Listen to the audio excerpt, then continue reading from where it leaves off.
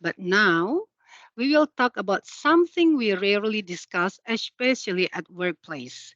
So it's about time we talk ageism.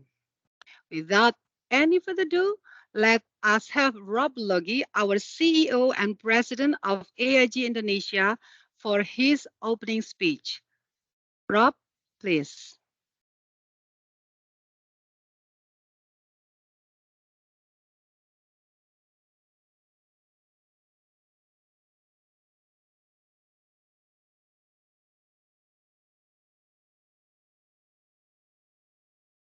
So I hope you can hear me. Good afternoon, Yes. ladies and gentlemen.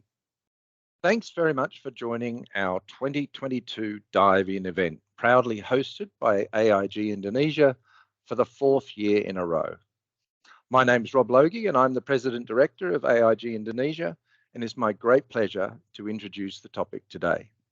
As Ina mentioned, our topic today is It's About Time We Talk Ageism.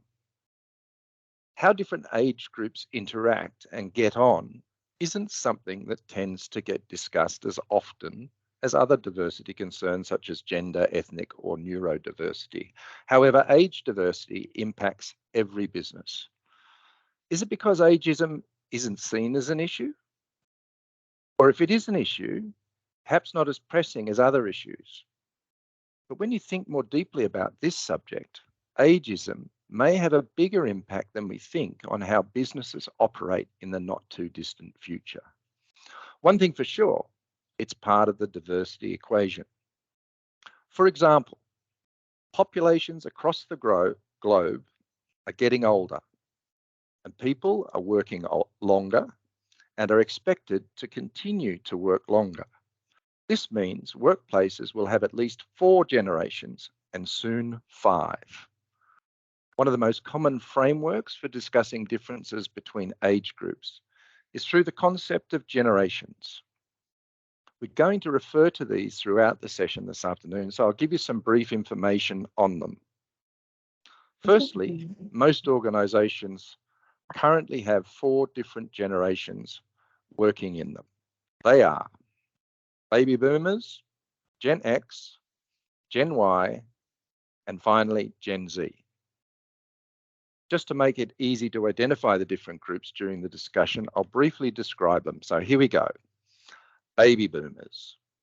Pretty much anyone older than 58. This term comes from the huge population boom after World War II. Baby boomers all experienced the Cold War, initial space exploration, and the moon landing, the assassinations of Martin Luther King and President John F. Kennedy, the Vietnam War, and the Civil Rights Movement. They are characterized by national optimism, individual wealth creation, and the start of consumer culture. Gen X, these colleagues are 42 to 57 years of age in your business. They're also known as the baby busters because their birth rate was significantly lower compared to baby boomers. This generation is characterized by reactionism, rebellion, self-reliance, and an overall suspicion of authority such as governments. Notable developments in their time include the fall of the Berlin Wall, the first personal computers, PCs, remember them? And an emphasis on education more than all other previous generations. Gen Y are 26 to 41 years of age. This demographic is more commonly referred to as millennials because the first millennials became adults at the turn of the century.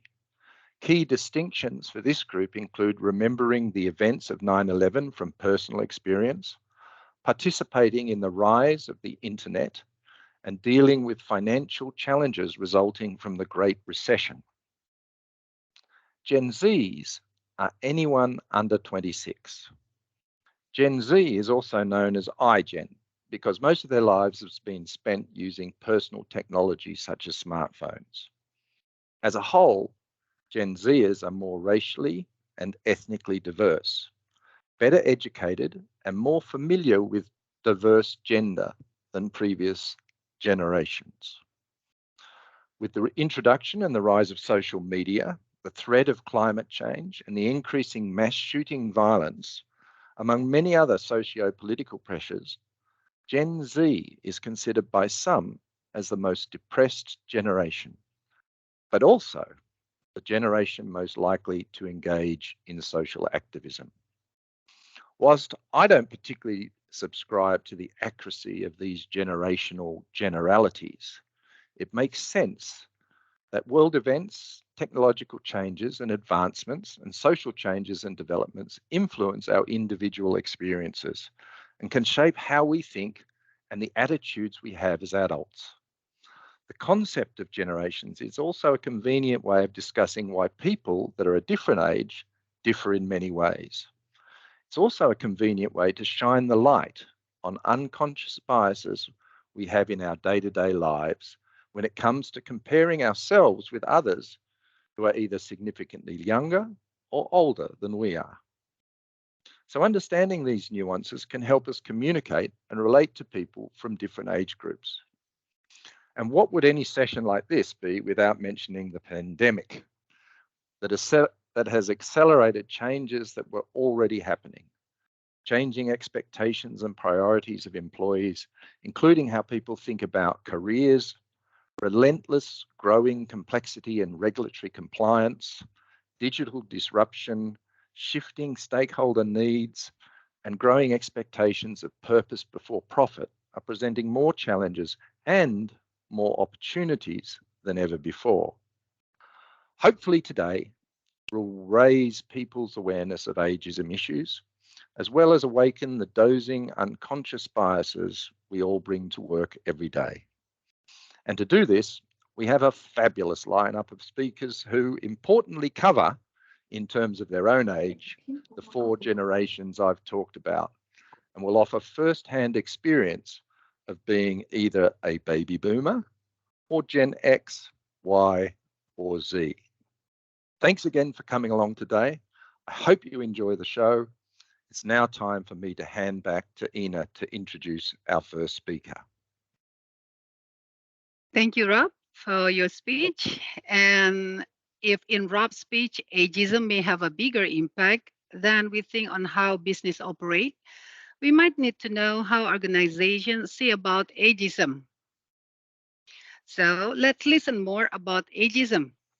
I would like to invite Ibu Natalia Soebagjo, Advisory Board Member for Indonesia Global Compact Network, to deliver a keynote speech. For our information, Indonesia Global Compact Network is a local network of United Nations Global Impact in Indonesia. 22 companies and organizations made a mutual commitment and signed a pledge to support, promote, and implement the United Nations Global Compact principles. Without further ado, let's have Ibu Natalia to deliver her keynote speech. Thank you. Ibu Natalia, please. Thank you, Ina, for the introduction, and thank you, Rob, for that excellent opening remarks. First of all, I'd like to say thank you all for inviting me to be part of this Dive-In Festival. Since the first Dive-In Festival in 2015, this event continues to push the bar higher in promoting and nurturing inclusive working cultures in the insurance industry across the globe. So congratulations. Now, today we're going to talk about ageism, an issue we rarely talk about. I mean, few of us know what ageism is, and even fewer, I'm sure, understand it. I wouldn't be surprised that each one of us at some time or another unwittingly perpetrates ageism. So what is ageism? Ageism occurs when we use age to categorize and divide people in ways that lead to harm, disadvantage, and injustice, thereby eroding solidarity across generations. In other words, it's another form of stereotyping, prejudice, and discrimination. And there are many reasons why ageism occurs in the private and in the professional spheres. Our cultural context, prevailing social norms, education, and upbringing can all sow the seeds of ageism. There are also different types of ageism. Ageism can be self-directed, because of being subjected to constant stereotyping about age, perhaps even since childhood. We internalize the prejudice and then use it against ourselves. We view our own aging process negatively, harming our own health and well-being. Ageism can also be interpersonal, discriminating against age when we interact with other people. This may lead to individuals being ostracized from the social networks of families, friends, and communities. And then there's also institutional ageism, referring to the laws, rules, social norms, policies, and practices of institutions that unfairly restrict opportunities and systematically disadvantage individuals because of their age. For example, a young person may come across someone who has gray hair like me and then assume that I'm too old to understand the complexities of a digital world, no longer suitable for a future forward corporate culture. On the flip side, as a baby boomer, I may dismiss the Gen XYZ Rob mentioned earlier as a generation of job hoppers, too absorbed with themselves, with short attention spans, totally unsuitable for a company which cherishes loyalty and stability. We may not say these things out loud, but such unconscious biases can pop up, color objects of judgment, and impact our decisions. According to ASCAP, the population in this region, the Asia Pacific, is aging faster than anywhere else in the world. I quote, there are now 630 million people aged 60 years or older, representing 60% of the world's older persons. By 2050, their number is projected to increase to 1.3 billion. Now, this implies that the number of older professionals working in our organization will most likely increase. We in this region tend to honor and respect our elders. This is very much part of our culture. Alas, this is gradually changing. Greater wealth and materialism, so-called modernization, and what ASCAP describes as, quote, the dominance of youth-oriented consumerist culture, end of quote, have led to a shift from respecting our elders in word and deed to ageism and discrimination, sometimes even neglect and abuse. In the Asian context, well, culturally, we tend to be less sensitive about age. Ageism happens all the time. As an Indonesian, for example, it has never been considered impolite to ask someone's age or to comment on how good someone looks for their age, or to express surprise when someone still considered young to be successful in his or her vocation. When this occurs, the comment or question often is made casually with no malice intended. But for the more critical, this is a blatant example of how ageism is so internalized that the hapless party doesn't even realize the remark has caused offense. So times are changing, values are changing, and we need to be cognizant of the fact that ageism can be a serious matter. I personally hope that our tradition of respecting our elders will withstand the test of changing times, social pressure, and political correctness. According to the WHO Global Report on Ageism, ageism not only hurts feelings, but has more damaging effects on people's overall health and well-being, not to mention their human rights. It impacts an older person's lifespan, physical and mental health, recovery from disability, and cognitive decline. For the younger generation, ageism can erode their confidence, dampen their enthusiasm, and even reduce their commitment to the organization they work for. So this is what we're going to talk about today. Although ageism can occur anywhere, this afternoon we need to focus on the workplace. Ageism in a corporation would not only risk its reputation as an inclusive organization, but it would also lose the opportunity to harness the merits of each generation and what they can bring to the company. Rob mentioned earlier that with longer lifespans, a company could very well have 4, maybe even 5 generations working together. In such a diverse context, it's important to understand ageism as another form of bias, demystify stereotypes, and create a corporate culture and work environment which can bring out the best in all of us. This means creating an environment in which each individual feels valued, respected, and free to be themselves at work. Now, how can we create such an environment? First, I would say that we need to change the narrative about age, remove the stigma around it, because ultimately it's all about allowing individuals to live with dignity and to flourish, regardless of age, regardless of nationality, gender, religion, ethnicity, sexual orientation, and physical abilities for that matter. Secondly, we need to ensure that corporate policies and practices are non-discriminatory. Corporations need to be able to look beyond the traditional definitions of diversity to create a level playing field for each member of our organization to grow. Although the uniqueness of each member and the diversity of the group can sometimes be difficult to accommodate to please everyone, a diverse organization can benefit from the different insights, different expertise, different levels of wisdom and experience to comprehensively address the challenges a corporation may face. Needless to say, we must also remember to create a safe environment for people to express themselves frankly. Thirdly, interventions through training, awareness raising, and compensation, such as this dive-in event, are crucial in helping us all recognize and understand the nuances of ageism and its impact. Events such as today's help us to overcome our unconscious subjective biases so that we can change how we think, how we feel, and how we act towards particular age groups.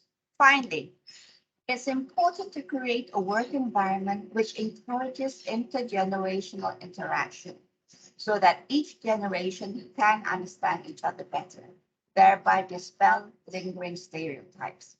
Mentorship programs, for example, are valuable opportunities to bridge the generational gap.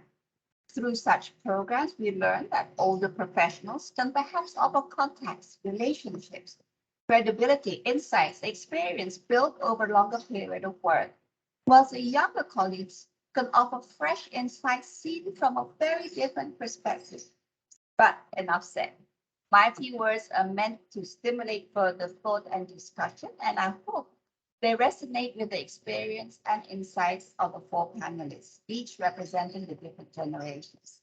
So to close, thank you for your patience, and I wish you all success in building truly inclusive organizations which capture the wealth of the world's diversity. Thank you and good afternoon. Wow, thank you, Bu Natalia, for your keynote speech. Aduh, I taken note of several important points that may be useful for myself and maybe for the team, such as unconscious bias sometimes pop up and we might not realize that we are doing ageism.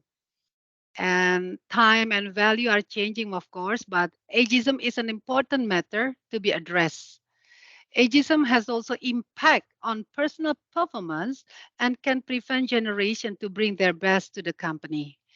And we need to also ensure that our companies create safe environment where everyone feel respected from company policy, training, including mentoring program, and cross-generation interactions. And last but not least, and hopefully today's event can assist to create a working environment that has support and can tackle ageism. Thank you, Bu Natalia, for inspiring keynote speech. So, from the beginning, we have Rob stressing out how diverse generations expected to work together with its unique complexity. World events, technology, advancement, and social changes and developments also influence our individual experiences can shape how we think and act. It won't be complete if we don't have some discussions about how our today's guests experiencing ageism in their social and work life.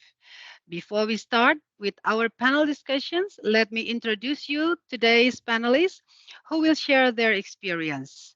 During the sessions, feel free to drop your question in Q&A box and please add panelist name to whom you want to raise the questions. We will respond to your questions during Q&A sessions. Without any further ado, let me present our first panelist, Bapak Antony Lee, CEO AIG Malaysia, based in Kuala Lumpur. He has extensive experience in the insurance sector for over 21 years. Good afternoon, Pak Antony. While being busy, Pak Antony currently leads several organizations, such as the chairman of the General Insurance Associations of Malaysia, the Malaysian Insurance Institute, as well as the American Malaysian Chamber of Commerce, AmCham. Our second panelist, Ibu Editha Desiree, Vice Chairman Law and Claim Affairs, Indonesia General Insurance Associations. Good morning, Ibu Desiree, because Ibu Desiree currently have a sessions from Seattle, US. Thank you for being our panelist.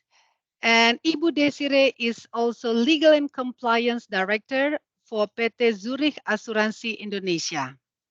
She has 23 years work experience in some of the best law firms, bank, and also insurance companies as in Indonesia as well as in Singapore.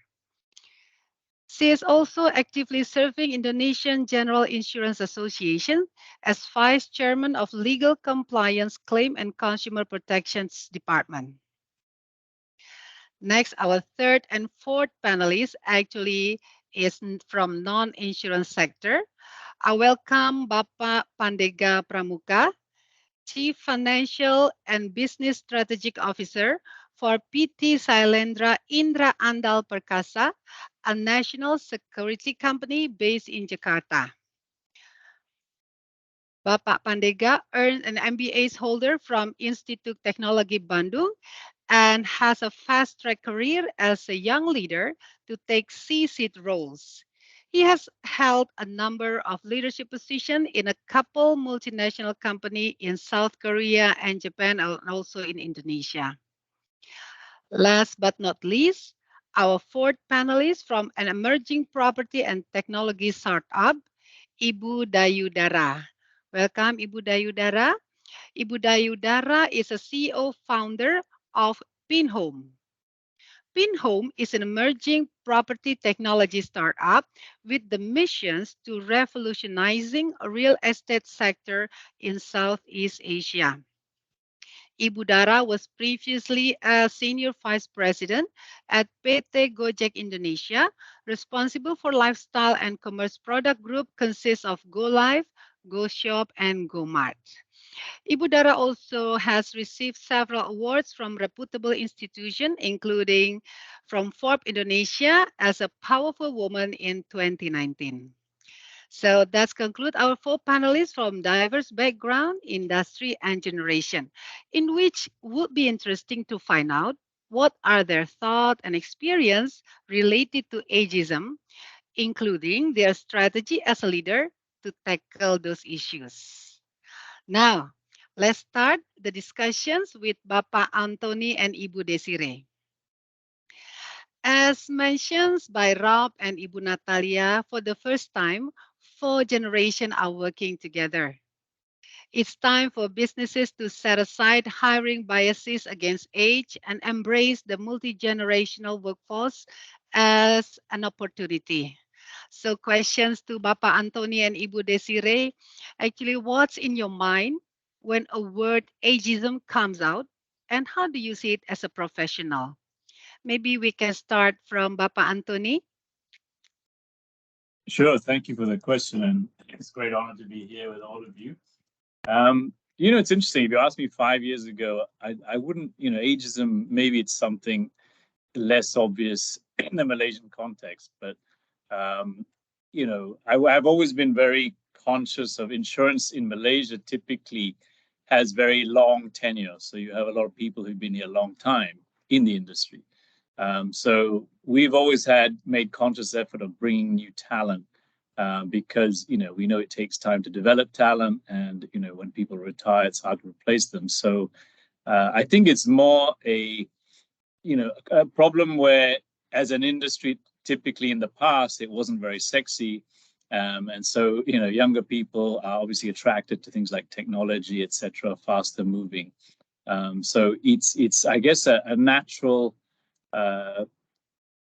outcome of that situation. So for me, it's very important that we bring new talent into the industry. And of course, when you do that at the beginning, there is a bit of pushback, right? Simply because change is something that we have to battle with against people. So I guess that's the context for me for Malaysia.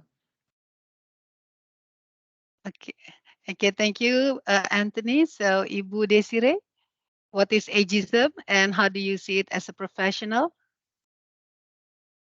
Can you hear me well? Okay, great. Yes, Bu Thank Desiree. you. Thank you, Ibu Natalia, for inviting me to this great event. The way I see it is ageism is a bias or prejudice, which is based on age, and it can manifest in stereotypes, discrimination at some point in many aspects of life, personally and moreover professionally in the context that we're talking about. Ageism works both ways. First, against older adults, and in reverse to that is faced by younger adults. The way I see it is that this is all in our normal daily life. Like it or not, it's in social media, it's in TV, it's in society, and as well as in workplace. It can demotivate or motivate individuals depending on the way one may look at it and act upon it, bearing his or her aspiration. Okay, thank you, Bu Natalia. So my next questions to, thank you, Bu Desiree. Sorry. So my next questions to Anthony and Ibu Desiree. Based on the statistic, the median age in Indonesia and Malaysia are similar, which is around 27 and 29 years, or we call them generation millennials. Some research mentions that young workers are backed by a lack of work experience. So, as a leader, what is your strategy in assisting young workers to be more confident and increase their experience? And also to baby boomers and Gen X who trying to keep up with the robust changes in digital technology era. Maybe I give first to Ibu Desiree.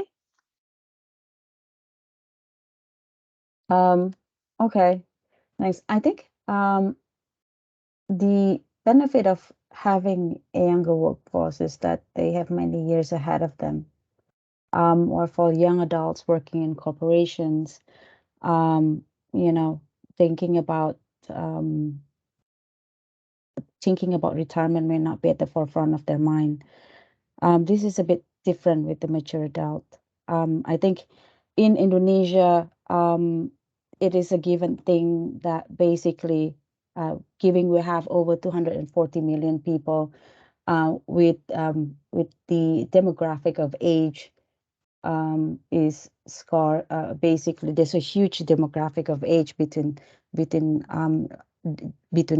the generations as well as female versus males. It is something that cannot be avoided, but how we embrace it is, I think, that is something that really that should really be driven by both sides, particularly in this context, is that the older generation or the older adults should have a mentoring role, and guiding and not directing the younger generations. Okay, how about you, Anthony?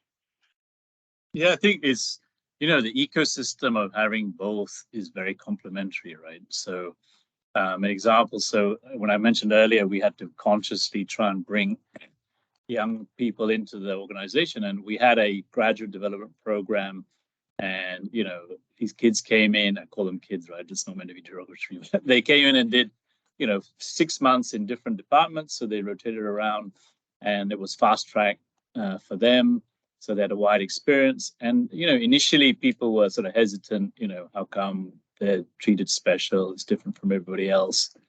But they soon realized that they were very fast moving and thinking. obviously very good with technology, and it helped them a lot, right? So they saw the benefit, and what I said to them all is, insurance is for the next generation, and if we're selling products and services to the next generation, we need to be able to work with them and have them on our teams to help us design those products to meet their needs. So you need them there, right? So, and similarly to design products, they're different, insurance, especially on the consumer side, there are so many different types of insurance products suiting different ages and categories. And so, to meet those needs, you need the diversity. And so the age diversity is very powerful. And the good news is, after a few years, then eventually everyone every year was saying, I want one, can I have one? Because we only took in 3 or 4 a year, because, that was the capacity that we could do. So definitely, it takes some time, but if you show some success in terms of bringing the two together, I think it works very well. Oh, thank you. Thank you for the response and the inspiring answer. So for Antony, when you appointed as a leader at the beginning, do you ever experience ageism? Maybe someone said you're too young to lead. Would you like to share your experience in tackling that issue at that time, and Sure. how would you do differently now? So absolutely. So I was an architect before, right? We did insurance, and we won a project to build an airport in China. And I was very young. I was about 24, and I was there presenting in front of the mayor, and everything was being translated, and I didn't know what the fellow was saying, but anyway, we had an official ceremony, and then later they said to me, he kept asking, he looks too young to be the architect. So that was straight up front, but it's understandable, right? Because when you've only seen something and you're conscious of it, I mean, I'm sure the mayor's natural reaction was, he's too young to have the experience to design the airport. Of course, the reality is, whilst I was the architect, there was a team of people, which included people of different levels of experience and obviously age, that came up with the result. So, but that's was directly there, and but anyway, he didn't say, we can't work with this architect; he's too young. So I managed to pull it off. Okay. So thank you. So I would like to remind the participant again that you can drop the questions at any time on the chat box, and then please also add the panelist name to whom you want to raise the questions, since we are going to have a Q&A session later. So now for Ibu Desiree, as one of the leader in AAUI, or Indonesia General Insurance Associations, how do you see age diversity and opportunity within insurance industry in Indonesia, especially in management level? Okay, the way I see it is that the workforce in Indonesia is very diverse. You have people coming in at a very young age, and then you have people who are have high flying hours. And the way I see it is also, I think in insurance industry, it's something that it's a collegial, and we work together to achieve the objectives and the goals of the institution together. So, like it or not, both generations, be it the younger generations or the older generations, we have to collaborate together. And collaboration is really the key in order to be able to allow the institution to achieve its objectives financially and non-financial objectives, goals. So that's how the way I see it in the insurance Okay. industry. I hope I answer Okay, your thank you. question. Sorry, I hope I answer Sure, your sure. question instead of I wasn't Yes, so sure whether it was the industry as a whole or the association management. the insurance industry book. Okay, thank you. Okay, so this is the questions to both of you.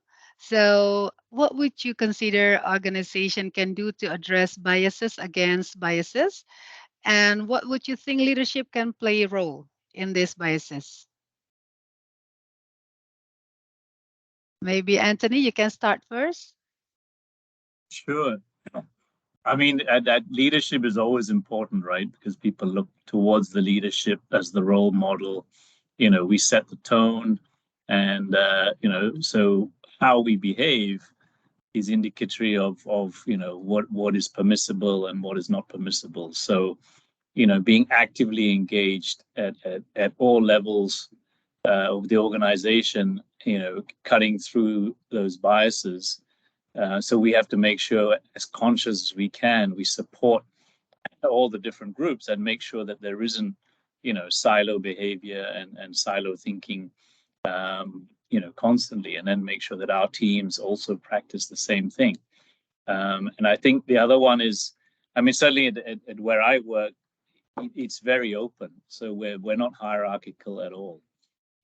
You know, of course, there is a management team, but at the end of the day, we have lots of, you know, working teams that cut across different parts of the organization, working together to solve problems. And I think this is where you bring it all together. And even non-work, right? There are the social groups that get together, whether they're doing yoga or other extracurricular activities that also cut across that. Sports is a great one that brings people together. You know, and then you create teams and make sure the teams are multi-generational. And that's where the way you bring it together, certainly for us. Wow, bring people together. I'll take that as an important note to highlight. Okay, Ibu Desiree?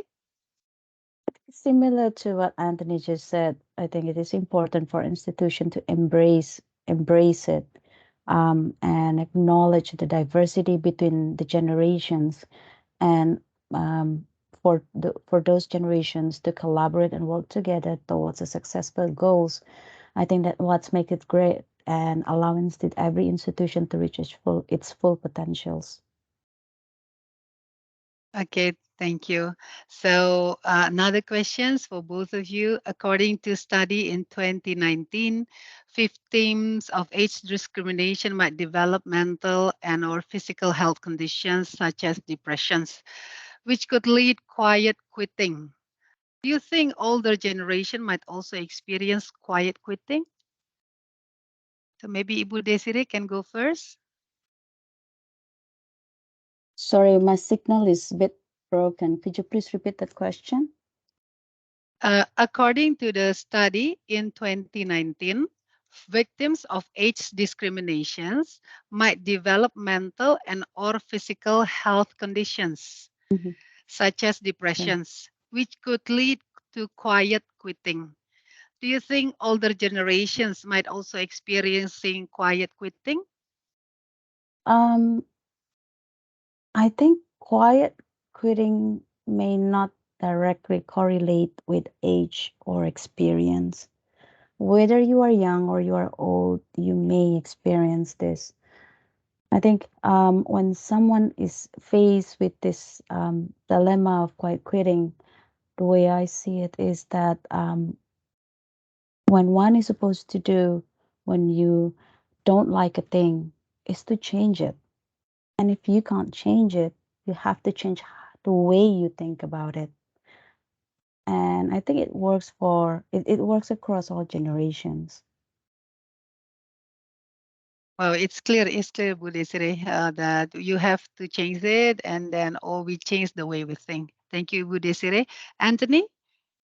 Yeah, no, I totally agree. I think, you know, any form of discrimination, you know, is going to put someone in a position where it could lead to quiet quitting, right? Because if you feel that you can't have your voice heard, then you end up in a moment of desperation. So I certainly don't see it as a generational issue, certainly for where I am. And so I think it's more to ensure that we're all conscious that discrimination doesn't occur. I mean, any discrimination of any sort, you know, if it gets to a point where people aren't able to have their voices heard and sounded and they feel, you know, isolated and alone, that's definitely not a good thing. Okay. Thank you, Anthony and Ibu Desiree. Now, I would like to listen to the next panelist. Age discrimination is not exclusive to just older workers. One of article in the BBC last August 2021 stated that ageism not only affecting older workers, but expert also says it's hitting young workers too. Earlier, we listened to two of our panelists who shared their experience in ageism in insurance company and in industry. So now let's dive in how our young leaders, Bapak Pandega and Ibu Dara, share their view on ageism in other industry. Okay, so my next question is for both of you, Bapak Pandega and Ibu Dara. What's in your mind when a word ageism comes out? How do you see it as a professional millennials? I think Pak Pandega, you can go first.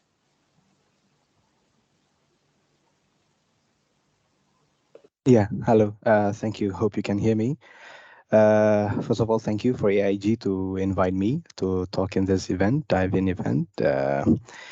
And yeah, direct to the questions, what's in my mind when the word ageism comes out? Well, I think it shouldn't be there at all in the first place because yeah, right now, as Buina mentioned, as a professional, I see that this discriminations, this oppressions, basically hinders our company's ability to growth. We cannot justify. At least I cannot justify seeing that ideas from my seniors or the employees, the older employees in the companies or younger employees. We cannot just just pretend to listen and then just throw it out in the bin and then don't do anything about it, because sometimes they have different views that I think it's proven to be good to the company. So organization wise, I think again, if the word ageism comes out, I believe it shouldn't be there in the first place. But thank you. Wow. Your statement is clear to me and hopefully to everyone, because I take note that it should not be there because it hinders company to grow. Ibu Dara, may we have your response or opinion? Thank you so much, Ibuina. Hello, everyone. Good afternoon. Dara is here, CEO, co-founder of PinHome AIG. Thank you so much for having me. Um, it's it's a really intriguing question, right? Ageism. What's in my mind when the word comes out, and how do I see it? I feel like initially I thought it was something that's kind of granted this that unconscious bias, and it affects everyone. So almost like everyone has same level of playing field because it affects everyone irrespective of age. And but more and more I realized that I think that is something that is not ideal, and it really take concerted effort from everyone, and also organizational change basically to tackle this problem. Since we probably all grow up with kind of ageism, and it's not always bad. And some of us accepted it. It's, for example, in our family, um, we are taught how to respect the older ones, how we need to take care of the younger ones, our younger siblings or sisters or brothers. And then we're always told how we need to be a better person as we grow more mature. And sometimes if you're a child, some behavior are accepted, right? And then as you grow older, and it becomes not accepted anymore. So I think in family context, personal context, it could be manifested in a way that's acceptable. But then as we grow older, especially in professional setting, especially if it's also manifested irresponsibly, it could be it could be, I think very damaging, right? It usually starts with labeling, how we call different age group. I'm a millennial, you're a baby boomer, and we're different, and sometimes in a sometimes it's different, and it shouldn't be seen in a bad or good way. It's just different, but some people say it negatively, and then it cascades down to stereotyping, how we think about other age group, and then manifested into prejudice, how we feel about them. Then before we know it, we basically evolve into kind of discrimination, and we start treating other age group differently. So I think that's where it becomes really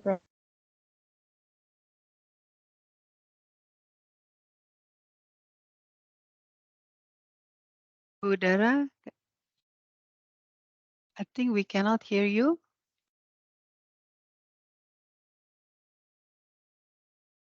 Okay, maybe while waiting, we can continue with Pak Pandega. Perhaps, Pak Pandega, you could tell us how stigma about millennials affecting you socially and professionally. Oh, stigma about millennials. All right. So maybe I'll start with professionally first, because uh, it is. So what I can share to you is it is difficult. I mean, super difficult working as a management in a company with my age right now. So I'm 30. My CEO is also 30. So we both actually childhood friends. We just reconnect a couple years ago and then start thinking, okay, let's start this. I'll help them I'll help him with some couples of administrative works at first, and then it goes to another, and then here we are right now. And how it affect us professionally? Well, what I always said to our friends, colleagues, sometimes juniors at our university is that the position that I'm in right now, we're in right now, is not as glamorous as it sounds, because people will associate C-levels positions, top management positions with with experience, with years of experience, and they expect to see the director, the financial director, the president director to be someone in their 40s, 50s, and then turns out here we are, this both guys on their 30s just coming in, try to explain our services, especially in our industries. Security industries is basically is an experience-based industry. So yeah, for example, if I come to, let's say, to Anthony or Bu Desiree and pitching our services to your company, to your respective company, the one thing that you might maybe not Bu Desiree and Pa Anthony per se, but to other executives, maybe what they think will be, how can I make sure that my company is secure if the security company that I hired leads by these youngsters? There's a reason why, for example, AIG office is guarded by this specific company with the specific requirements. Yeah, those I think those prejudice, as everyone here mentions, this prejudice, this age prejudice, always becomes a bottleneck for us to look for a job. And we see now, we try to find the solutions on how we can combat these issues, especially for us. I think we found it. Well, again, we think that performance matters. So, but not. It doesn't mean the performance of our job. So even starting from the security design, especially in our industry, this starting from the security design, how we can look for the potential threat within the facility and so on. That's one thing that we felt that it works. Some of our clients are happy with it, and then they specifically say, "Oh, I thought just because you're young, you don't know about this type of things." Well, they don't know that we actually go to school just for the security design and everything, but they only see in the first place, "Oh, you're so young." Well, if you mentioned about stigma, the millennial stigma socially. Yeah, I think it's just for me personally, I don't really care about what people thinks about it. Personally, for me, socially, if we come together with our colleagues, friends, and everything, for me, it's just hazing and yes, some sort of soft bullying, but I think for other people in my age, where they have their own problem, their own issues, it will become this mental health issues. So yeah, I mean, now youngsters in Jakarta like to say mental health issues, but I think this is the kind of the mental health issues that we need to taking care of. And yeah, for me, those millennial stigma that creates this mental health issues, we need to act together, not only by us, the millennials, if I may say, but everyone. And I mean everyone needs to work together for it. Maybe that's all, Buina. Okay, thank you, Pandega. So what my note is for professional stigma, I think performance matter regardless the age. So Ibu Dara, can you hear me now? Yes, Ibu I Dara, can. you're still on mute? Yes. Okay. So can you explain, perhaps you could tell us how stigma about millennials affecting you socially and professionally? Um, Thank you, Buina. Apologies for the tech hiccup just now, network issue. So, yeah, maybe a bit of a context. I started my career in telco industry, and then after that, consultancy, and then technology. Um, every industry I was in, every role I was on, I was always kind of the youngest in the room, and most often than not, also kind of the the only female in the room. So, just talking about how does ageism impact me, especially being millennials with all stereotypes are millennials, right? Maybe in consultancy, just some examples. When I first jumped to consultancy, um, I was one of the youngest working in a sector where being older means wealth of experience, wisdom, and expertise, right? And so I spent quite a few years there, 5 years in total. Seems short, but every year in consultancy is like dog years. So we work we work like very long hours, double the number of hours of typical industry hours. So 14, 16 hours a day.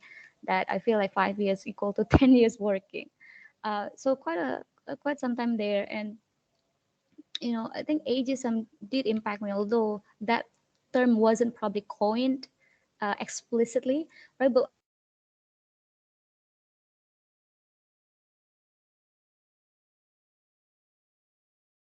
Ibu Dara, okay, let's give seconds for Ibu Dara to reconnect. Okay, I think we can go to Pak Pandega because actually we have a lot of questions for the youngsters. So, Pak Pandega, what would you suggest the older generation can help and add value in bringing any experience, such as knowledge and communication or knowledge communication that can bring maximum impact to the organization? So how the older generation can contribute and adding value in bridging these issues, ageism issues. Okay, I might have a different perspective about that, Bu.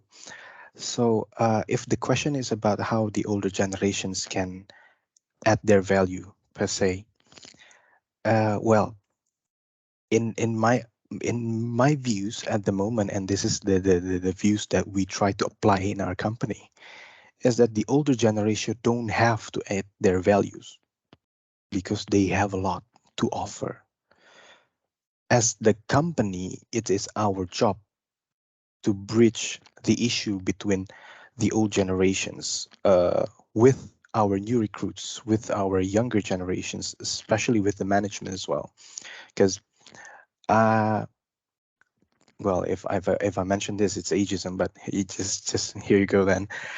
Uh, we feel that what is the problem with the older generation, especially in our office. So just as a background, we're managing now almost 250, 300 people across our scope of operations. We operate in 5 provinces in Indonesia.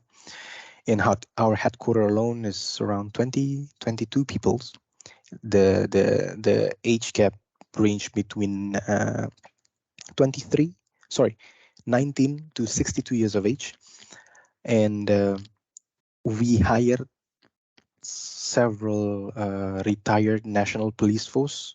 We have ex-national police captain working as our operations manager. We have an ex-colonel also working as our advisors, an ex-general, 4-star general as well, working with us right now. And they have their own problem.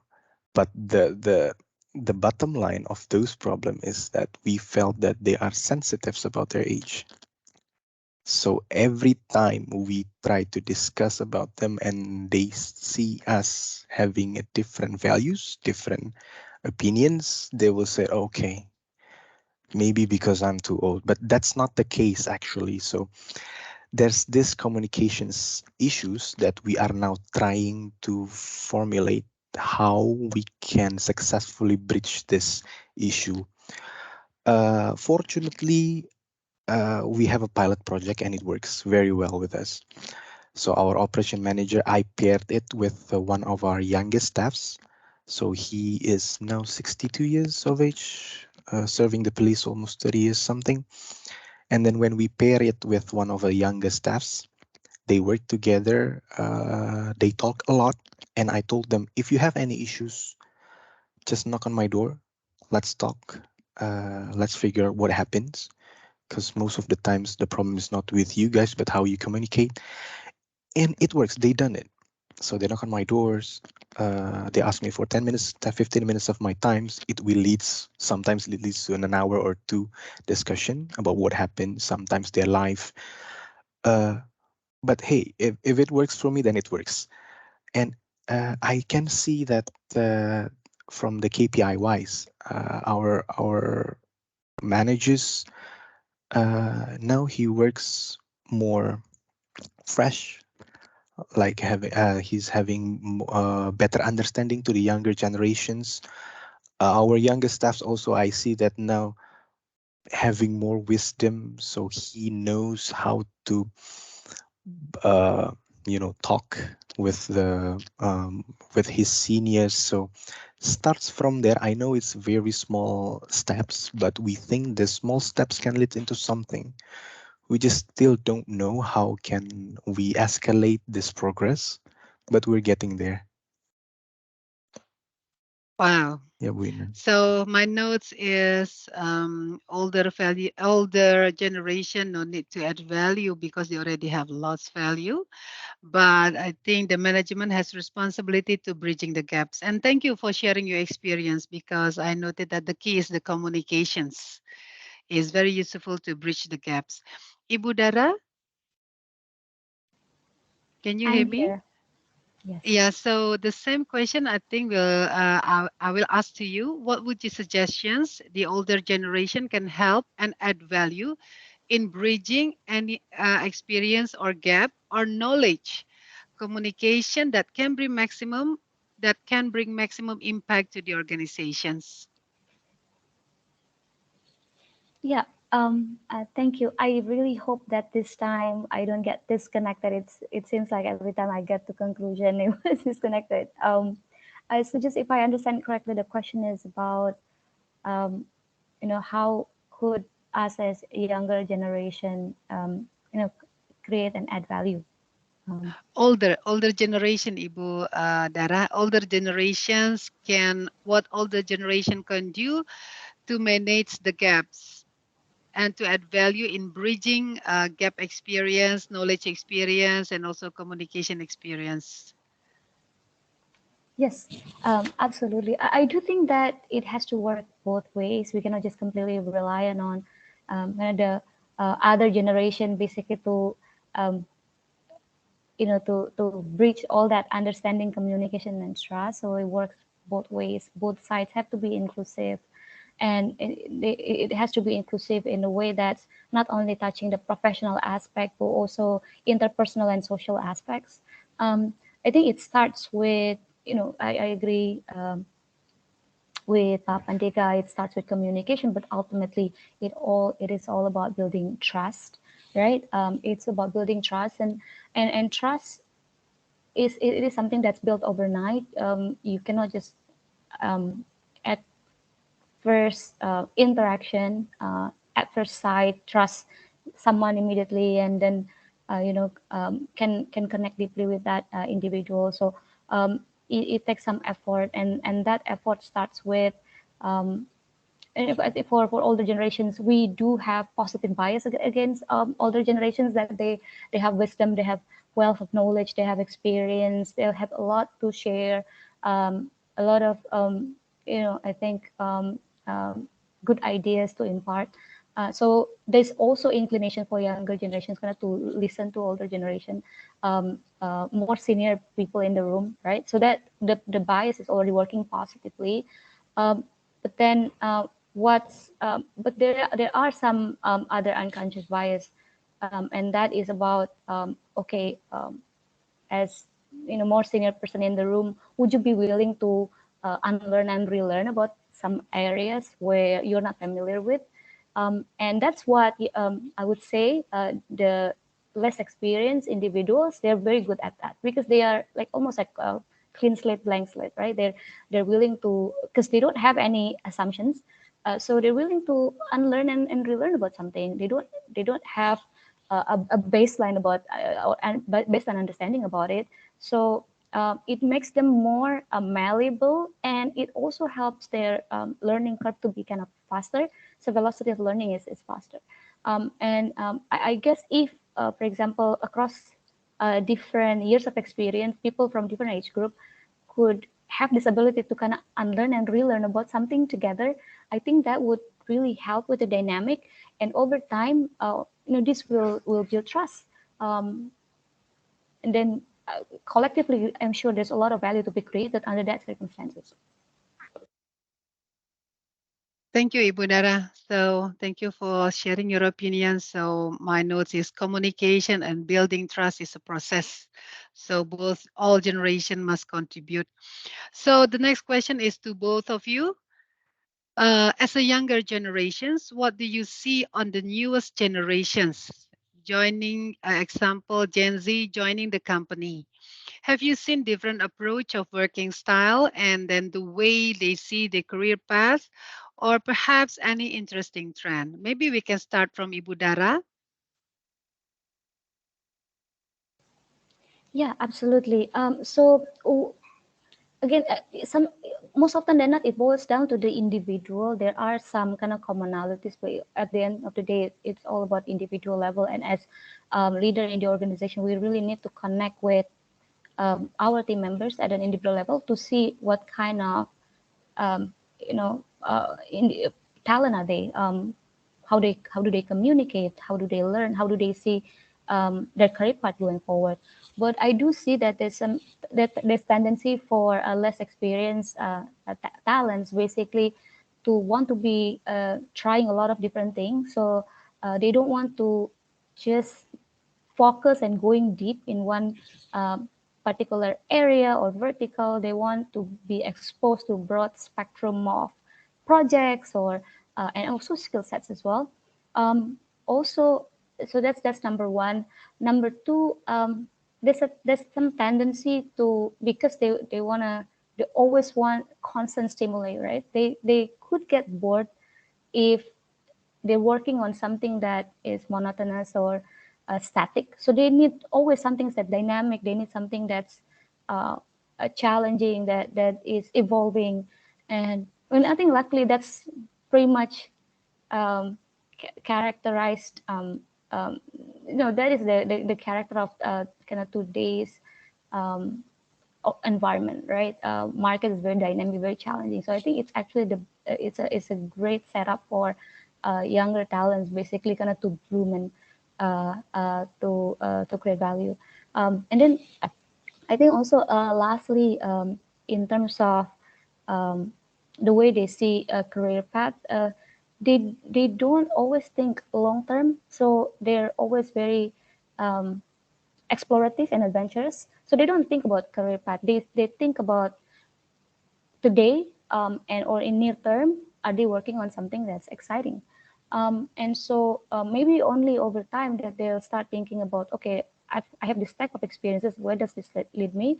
And where am I going to be? How do I want to be remembered? But that's only going to be probably many years later that they start thinking about path. Thank you, Ibu Dara. So it's on the constant excitement for the young Z. Pak Pandega, maybe you can share your experience in handling the Gen Z. Yeah. So maybe what I'm experiencing right now is the same with perhaps well, if I may say, my seniors here, looking at us right now. It's different. It's, you know, I always heard about our mentors saying that, oh, I don't know if you're working on my time, you can be successful or you can do the job done or anything. The same thing happens. Unfortunately, the same things happen when I see our juniors, if I may say, the new recruits coming in.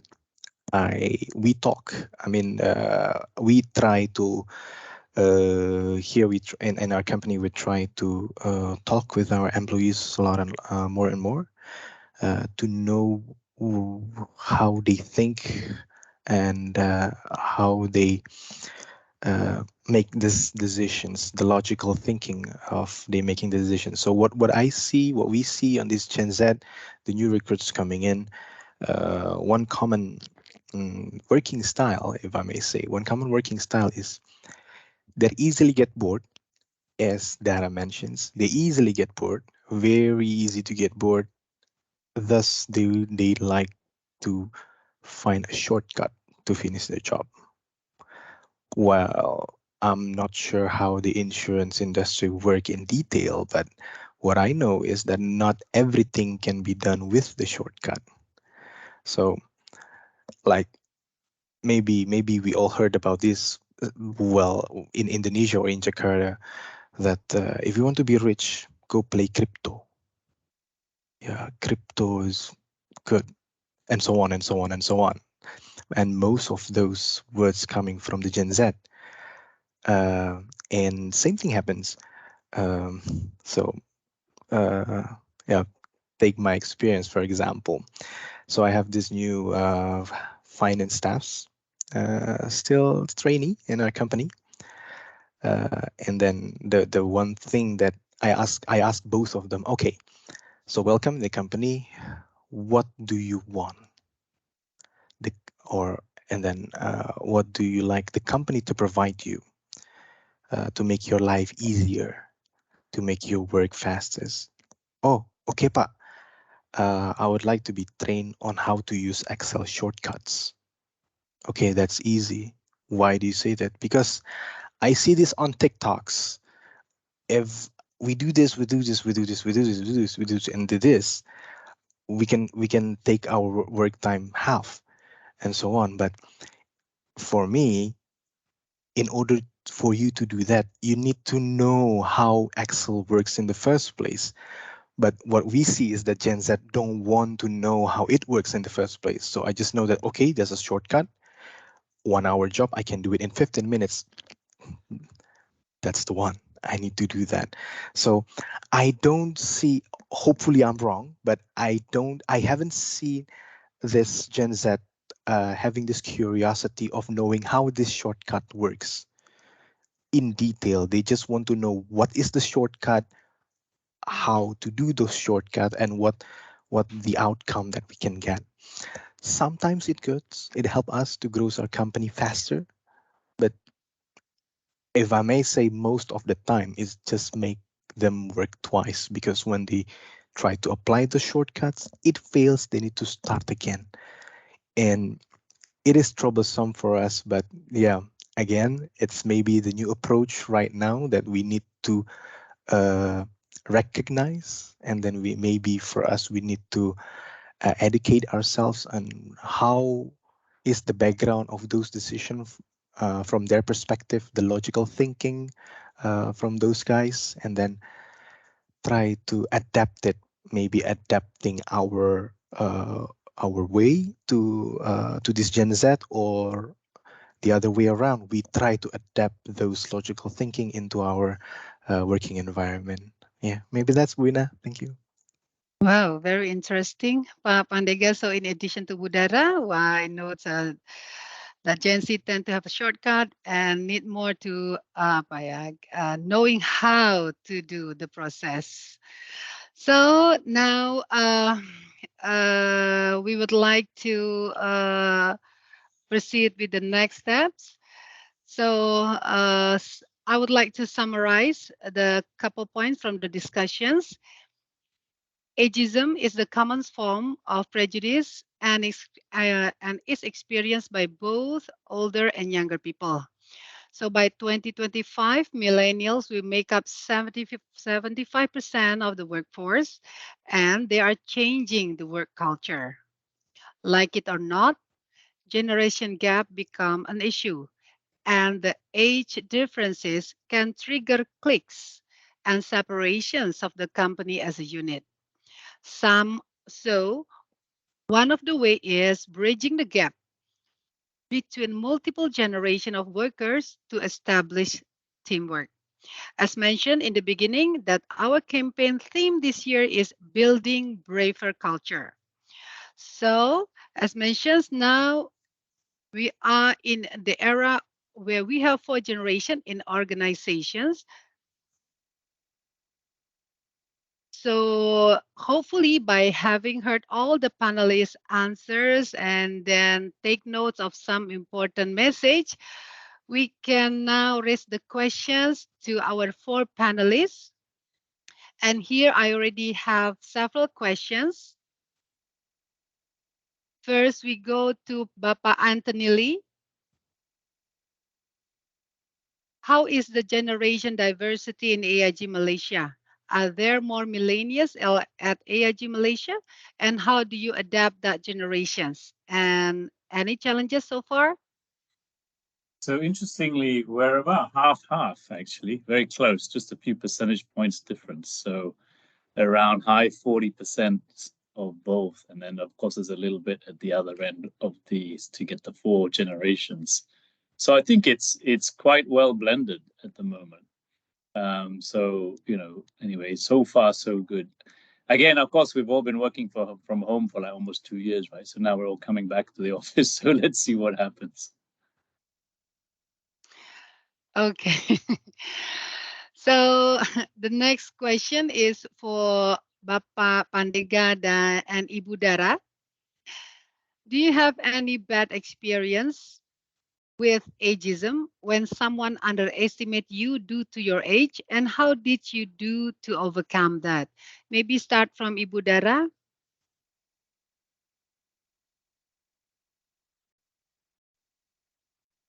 Ibu Dara, can you open the mic? Thank you. That's a really Yes. great question, and could you hear me now?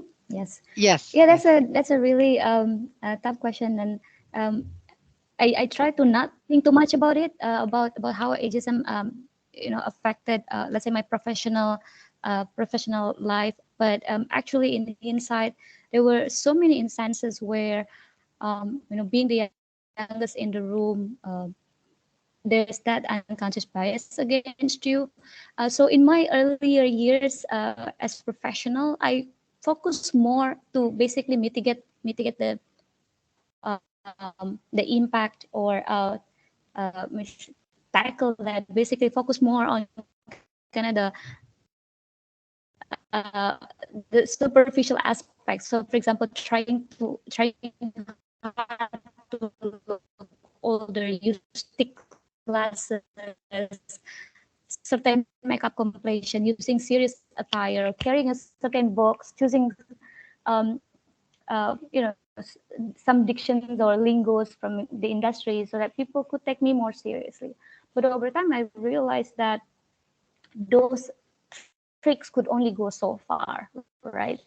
And so what you need to do is you don't have to try to defy your age and pretend like you're anyone that's older than you actually are, but it's actually about embracing it, but then proving it otherwise, proving that those biases are not always true, right?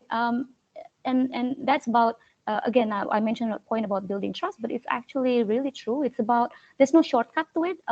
There's no shortcut like through makeup, through your attire, or through mastering some dictions or words. You really need to build your credential. You need to build first great first impression, but subsequent impressions is as important.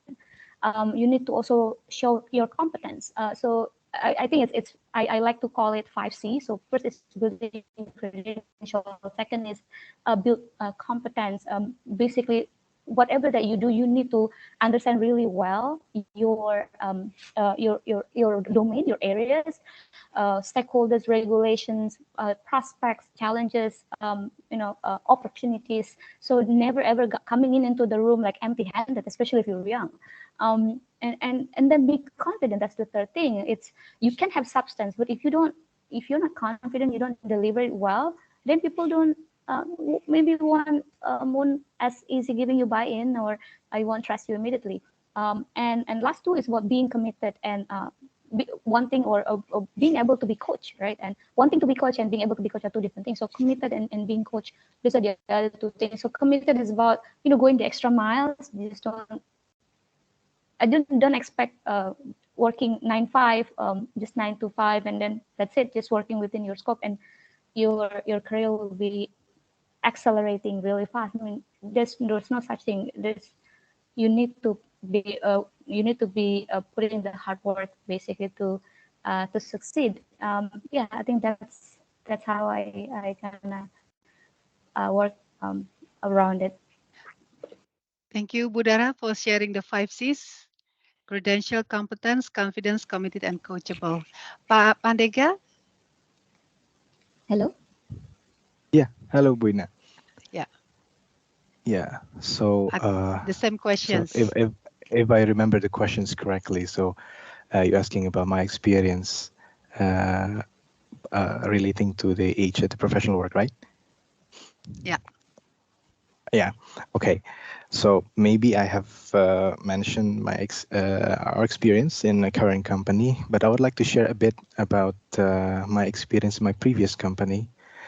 So I was tasked by my headquarters. So I was working with Kanematsu Corporations from Japan. It's a Japanese company, one of top 10 company in Japan. So I was selected as the new head of the Asia Pacific New Ventures Department, as they mentioned, because the bosses thinks that I risen up from the challenge because I'm successfully penetrate what they say the toughest market in steel business in Asia and Asia Pacific, which is Indonesia at the time. And then I was tasked to be the leader of this head of this new groups, consist of 25 people ranging from 12 countries. So it's very difficult, where I was at that time, I was 27, 28 years old. I need to lead the groups consist of people from 32 up until 54 years old. So I was the youngest, but the headquarter chose me to lead those teams.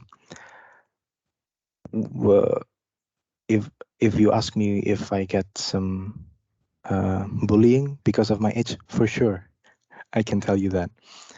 The first meeting don't go well. They don't want to hear everything I said. They just go. We already laid out this plan, and they just go directly with their own way, and then projects fail. But then, as Antony mentions, we need to find something that can, you know, make them work together and then listen to me in the first place. Anthony mentioned that in Malaysia, you go for sports, maybe for soccer, basketballs, running, cycling, something like that. The funny thing is, when we was in the rec room, so at that time we were gathered in Tokyo for the project for 7 months. When I was in the rec room having lunch, and then I heard this one guy from Vietnam. He was 42 years old, but he's into online gaming. So I was thinking, okay, if we want to do sports, we don't have the facility, the adequate facility in Japan. We have golf courses, but we don't have soccer field or mini soccer field in Tokyo that we can use. So what we do is just I ask our IT guy in Tokyo, hey, can I borrow 12 computers installed with this game? At that time, it's Call of Duty games, and then we make some kind of a esport tournament within the guys. And you know what? Everyone expect me, a 27-year-old guy, will know the game better. It turns out those Vietnam guys rip me off. He wins every time. But I see at that time, okay, I found this way, and then after that we go for drinks, and then we talk about what happened. Hey, if you don't like me to be your leader, it's fine. I'll talk to the boss and then just go back to Jakarta, go home to Jakarta. The next morning, 7:30, I come to the office. We go home that night around 2:30, 7:30. Uh, I sit in the office, still have a heavy hangover, just having my first sip of coffee, and everyone is there and then ask me, hey, what time we have our meetings? So I was considered myself to be lucky at the time, but it's an eventful experience for me. And I think it's one of the events that shaped me today, looking at this ageism in a certain way. Yeah. Thank you, Buina. Thank you. Uh, Very good story to share for every one of us. So, last questions. Actually, we have lots of questions, but due the time limitation, so I still have one question for Ibu Desiree. What is the most effective leadership method in optimizing the potential of all generations? Ibu Sorry. Desiree? Yeah, can you hear me now? Yes. Yeah.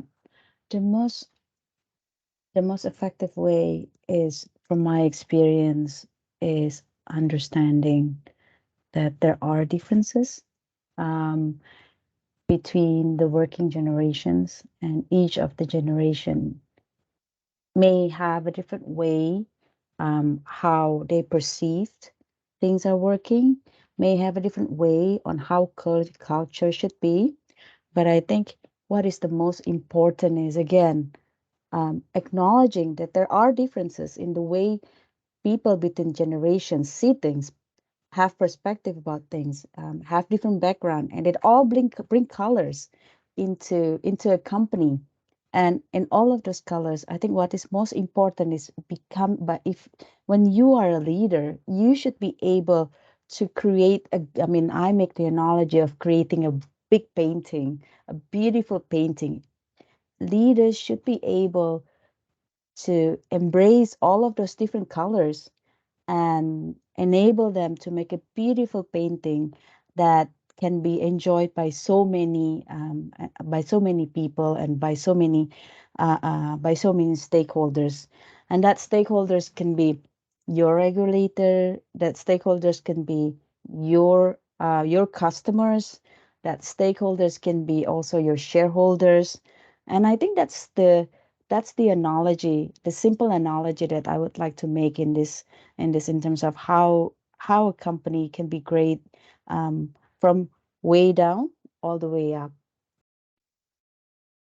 Wow, thank you. Thank you, Ibu Desiree. So leaders embrace different color to create a big, wonderful, beautiful painting.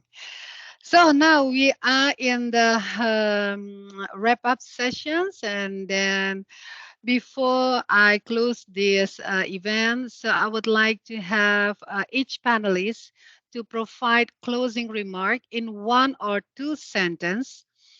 Talking about legacy, what would you say to your younger self? Or what would you say to your future self? So I think started from Antony, please. Yeah, always have a simple mind, always have an open mind, and have the right attitude, and always be hungry to learn. And I think if everyone can embrace that, have a common purpose, common goal, easier said than done. But I think, being able to step back and see the greater good, how to achieve the greater good, rather than, fighting for yourself. And sometimes, just like Pandega said, that was a great example, right? How he was in a tough space and found a way out. So well done. Wow, thank you. Thank you for the tips, Antony. So to Bapak Pandega. Yeah, Buena. So, yeah, maybe just adding from Anthony, we need to make ourselves available. We don't need to be a leader to be available to our peers and colleagues. So always agree to listen, willing to listen, and always persuades or always ask our colleagues in needs, peers in needs, to talk to us. And as we all agree here, communications is important. And then after we having those communications, and then we know what happens, and then afterwards we need to educate ourselves whether it is right or wrong, how to deal with it, and then again find a creative way maybe to get out from those situations. Thank you, Buena. Thank you. Thank you, Pak Pandega. Ibu Dara, your closing remark, please. Yeah, I think what I wanted to say to close this is we all should believe that each and every one of us, irrespective of age or gender or race, nationality, we contribute to society. We play our own role. We have our own way to make this world a better place. And I think, given that there's so many different levelings, and Sorry, about Ibu it, Dara. look Actually, we for cannot understanding, hear and we all your just need to be on voice the same page. clearly. Your voice is breaking up. Can you hear me? Yeah, now it's better. All right, allow me to just repeat that. So my Yes, closing please. remark is that we should believe that each and every one of us, irrespective of age, gender, race, and nationality, we all contribute to the society. We play our own role, and we have our own way to make this world a better place. So we need to unlearn our assumptions on a certain age group, knowing that there's so many different labelings, different associations. We need to relearn the truth about every individual's strength, values, characters, and traits, and not through understanding what millennials are, what they do, but or like what baby boomers or Gen X are. It has to be through genuine interactions, interpersonal interactions, relationships that we learn about them. So don't let biases and assumptions basically cloud your judgment. Thank you. Thank you, Ibu Dara. Ibu Desiree. Okay, so my closing remark would have to be something coming out from Maya Angelou. For all of you that know Maya Angelou, she was a great poetry, movie directors, and everything else from the US. So I would quote her. I would say to my younger self or to the millennials is that your mission in life is not merely to survive, but to thrive, and to do so with some passion, some compassion, some humor, and some style. Wow, wonderful. From Maya Angelou. Thank you, everyone. Thank you for the panelists. So now I'm closing the event and will share with you that age discrimination is something we might rarely realize, even though the issue does exist among us, especially at workplace. If by then we used to normalize it, so it's about time we talk ageism, be inclusive. Regardless age, generations, let us change the way we feel, think, and act toward ageism. Recognizing the issue, understand it, and speak it up will be the manifest of an actions in building braver and supportive workplace cultures. So thank you to all participants who joining these dive-in sessions. So after this, we would like to have your support to fill out the post-event questionnaire, which will be sent out to their emails. And thank you to all the panelists, Bapak Antony, Bapak Pandega, Ibu Dara, Ibu Desiree, and also for Rob Logie who gave the opening speech, and Ibu Natalia who gave the keynote speech. So thank you, everyone. Have a wonderful afternoon. Thank you for participating in these sessions. Bye-bye.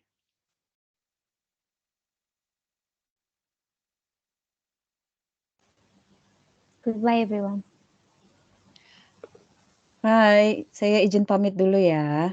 Selamat have a good day Terima everyone. kasih